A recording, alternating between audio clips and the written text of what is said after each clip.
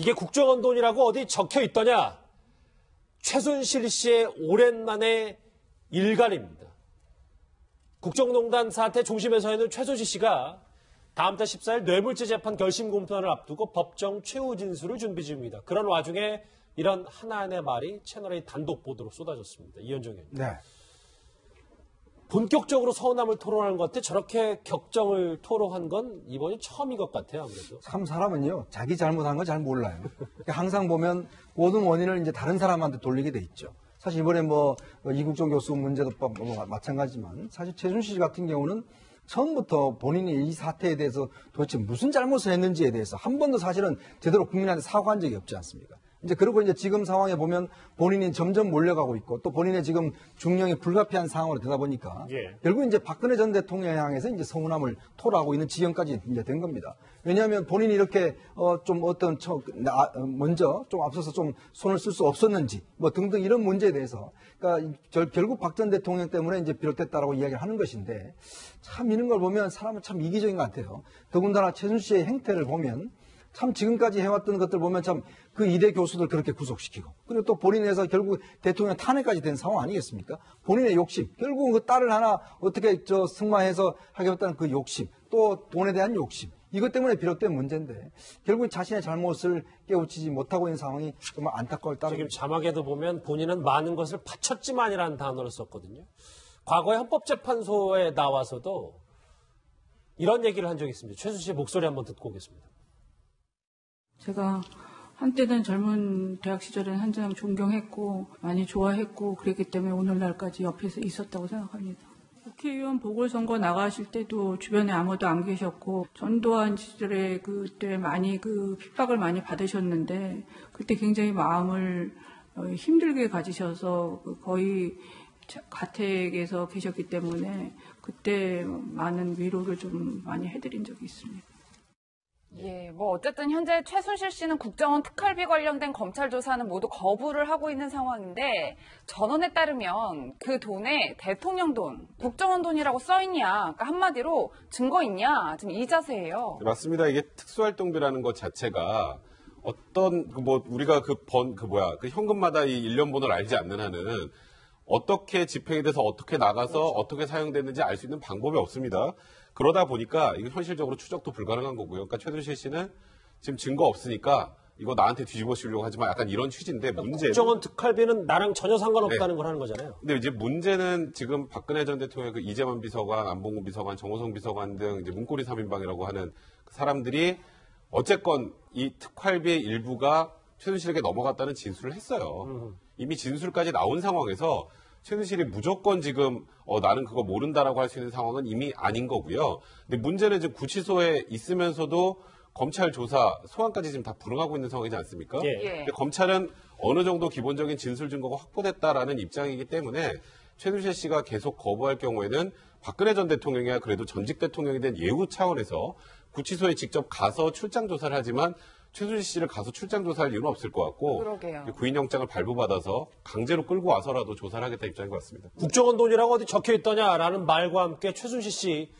이 사람과 관련된 모르겠어요. 본인 전 남편을 어떻게 호칭했는지 저는 알 수 없습니다만 3년 전 정유래처럼 칼같이 떠나지 못한 게 가장 후회된다는 얘기를 했습니다. 네, 그렇습니다. 그런데 일단은 첫 번째 최순실 씨의 그런 워딩들, 재판에서 한 이야기라든지 전언하는 것들이 일관성 있는 흐름이 있었던 적이 없어요. 그때 감정적으로 이렇게 폭발하는 그런 경향도 많고 했는데 저는 이게 본심이 절대 아니라고 봅니다. 왜 본심이 아니라고 생각을 하냐면 자, 3년 전이면 무슨 얘기를 하냐면 대통령에 당선된 다음에는 정윤회 씨처럼 아예 그냥 그 청와대에도 들어가지 않고 인연을 끊어서 완전히 결별을 하겠다 했어야 됐다 이 말이거든요. 그런데 지금까지 최순실 씨 내지는 최순실 씨 일가가 했던 거를 좀 보자고요. 98년도에 그 대구 보궐선거에 나갈 때 그 어머니 모친부터 시작을 해서 5천만 원씩 내자 최 씨 일가 자매가 그러면서 그 국회의원을 당선시키지 않습니까? 근데 국회의원이 목적이 아니었어요. 그때 계속 이야기하면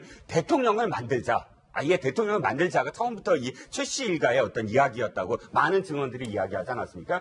그러면 대통령을 만들기 위해서 자신들 나름대로 5천만 원도 당시 돈으로 내고 하게 해서 이렇게 대통령을 만들고 난 다음에 아무것도 없이 그냥 떠날까요?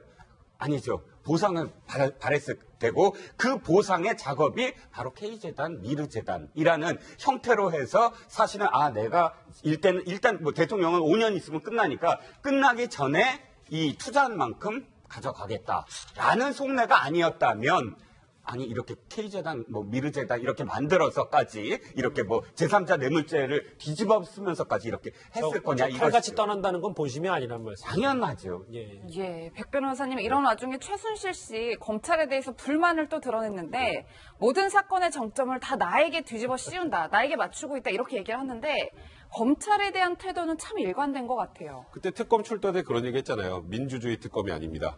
그러니까 지금 뭐 3족을 뭐 멸하려고 한다고 하는 등, 그러니까 지금 검찰과 특검이 없는 죄도 본인에게 지금 뒤집어 씌우고 있다.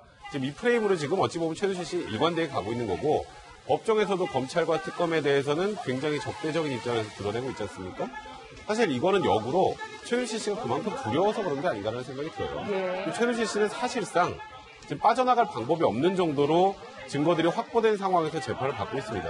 이대 학사비리 관련해서도 지금 혼자 이제 징역 3년을 선고받았고요. 줄줄이 지금 최순실 씨에 관련된 재판 혐의와 관련된 이제 형이 선고가 될 텐데, 이재용 부회장도 어쨌건 뇌물공여죄 인정이 됐죠. 뇌물공여죄가 인정이 됐으면 지금 뇌물을 받았다고 생각하는 주체, 박근혜 전 대통령과 최순실 씨도 사실상 빠져나가는 게 불가능하거든요.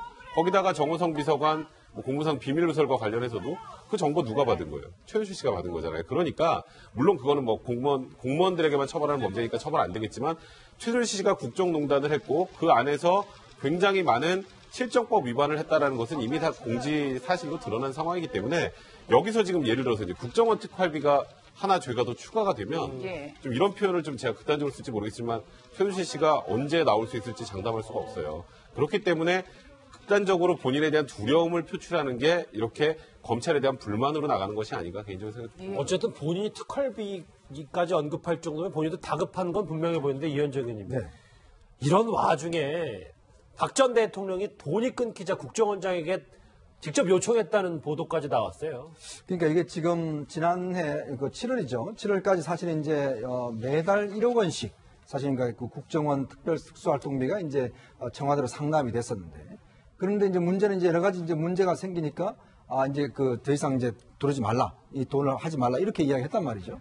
그런데 문제는 바로 9월달 되면서 박 전 대통령이 정호성 비서관을 시켜서 이병호 원장한테 2억 원을 가져오라라고 이야기를 합니다.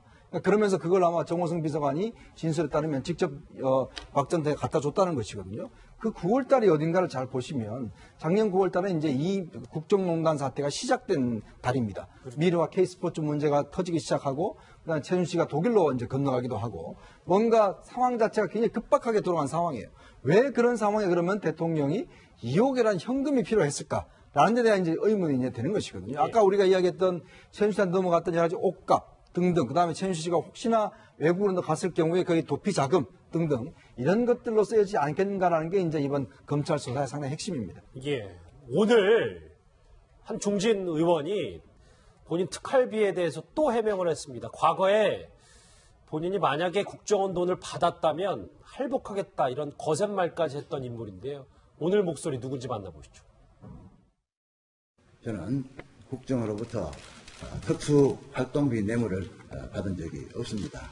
국정원 특수활동비를 국회 심의 단계든 기재부 장관이 올리고 자시고 할 수 있는 권한과 과정이 전혀 없습니다. 그렇기 때문에 특수활동비를 늘려달라고 기재부 장관한테 돈까지 줘가면서 로비를 한다? 이것은 너무 동떨어진 상식에 맞지 않는 그런 터무니없는 주장입니다. 뭐 아직까지 같은 당내에서 적극적으로 이렇게 변호를 하시는 분들은 저희가 찾아볼 수 없는 것 같긴 한데, 일단 최 의원은 의원들에게 일종의 분통의 호소문을 작성을 했는데, 보니까 뇌물을 받은 적은 없고 이건 정치 보복이고 나에게 죄를 뒤집어 씌우고 있다, 이런 취지의 이야기를 하고 있더라고요. 근데 이제 최경환 의원은 지금 사실 아무도 옆에서 도와주지 않는, 그러니까 자유한국당 내에서도 홍준표 대표 입장에서는 원래 출당 조치하려고 했는데 검찰이 오히려 지금 수사를 하면서 홍준표 대표 입장에서는 최경환 의원에 관련돼서는 지금 아예 언급조차 하고 있지 않거든요. 문제는 최경환 의원은 지금 비록 특활비를 한 푼도 받은 적이 없고 이건 이치에도 맞지도 않고 타당하지도 않다, 없는 걸 뒤집어 씌운다라고 얘기를 하시지만, 문제는 이제 특활비를 지급했다라고 하는 주체인 국정원에서 이현수 기조실장이 본인 혼자 간 게 아니고 다른 국정원 직원을 하나 데리고 갔고 그 전에 이병기 원장한테 이렇게 보고를 했다고 합니다. 국정원의 예산을 확보하기 위해서는 최경환 그 당시 이제 기재부 장관에게 돈을 가져다 줘야 된다라고 하니까 그 당시 이병기 원장이 그렇게 하세요라고 진술을 했다고 하고 문제는 이병기 원장도 검찰에서 동일하게 얘기를 했어요. 그럼 돈을 줬다는 쪽에서 지금 얘기들이 하나하나 다 같이 맞춰져 나가는 상황이기 때문에 예. 아까 최순실 씨 얘기하고 좀 비슷한 거예요. 특활비에는 이게 국정원 돈이다라는 낙인이 찍혀 있지 않기 때문에 현금을 받았다라는 부분 자체를 입증할 다른 증거가 없다고 지금 최경환 의원이 보는 것 같은데 지금 아까 뇌물이라는 표현 썼죠. 예. 이게 아까 이현수 기조실장 얘기한 대로 국정원의 예산을 확보하기 위해서 돈을 줬다면 이건 그냥 100% 뇌물입니다. 예. 그렇기 때문에 어떻게든 이 금전을 수수했다는 사실 자체를 부인하는 거 말고는 지금 현 시점에서 최경환 의원이 할 수 있는 게 없기 때문에 저런 얘기를 하시는 게 아닌가 싶습니다. 알겠습니다. 자유한국당 의원 총회